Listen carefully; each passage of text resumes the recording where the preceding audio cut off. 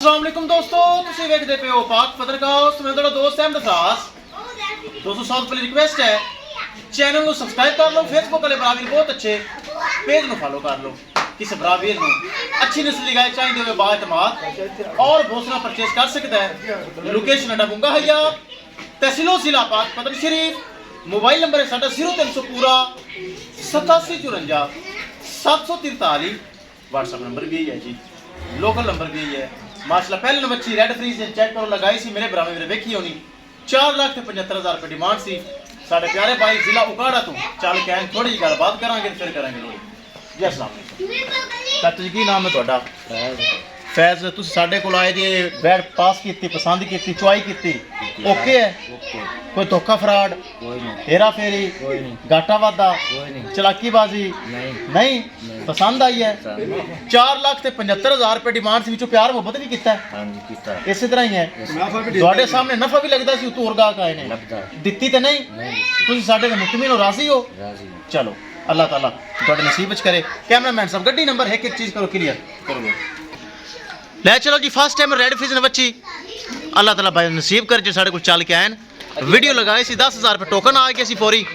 उस बाद भाई साढ़े को आया माशाल्लाह उन्हें खरीद ली। अल्लाह ताला मालिक का नसीब करे। लो जी माशाल्लाह चेक कर लो, इंतहाई खूबसूरत फर्स्ट टाइमर पहलन बच्ची रेड फ्रीजियन हीरा माशाल्लाह पूरा तोहफा भाई साढ़े को माशाल्लाह चल के आए उन्हें परचेज कर ली। अल्लाह ताला मालिक का नसीब। किसी मेरे भरा वीर मजीद अच्छी नस्ल की गाय चाहिए हो इस तरह पहले दूजे first timer and second timer रबता करके परचेज कर सकता है। लोकेशन अड्डा बुंगा हैया, तहसीलो जिला पाक पतन शरीफ। मोबाइल नंबर है साडा 0300 पूरा 8754 743। व्हाट्सएप नंबर भी यही है जी, तो लोकल नंबर भी यही है। बहुत अच्छे भाई वीर यार वीडियो लगाई। 4,75,000 रुपये डिमांड सी, 10,000 रुपये टोकन आ गया।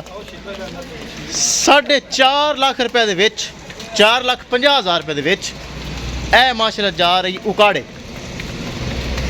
वखाइए गड्डी नंबर थे एक चीज़ करे की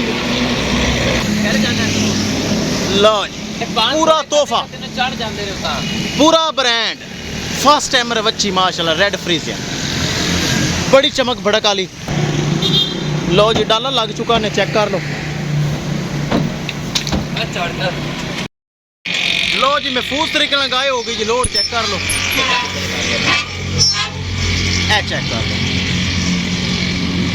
किसी मेरे भरा वीर मजीद अच्छी नस्ल गाय चाहिए हो रब्ता करके परचेज कर सकता है। इंशाल्लाह दोस्तों मिलेंगे एक नई वीडियो के नाल। अपने फराज दोस्त की इजाजत, अल्लाह निगहबान।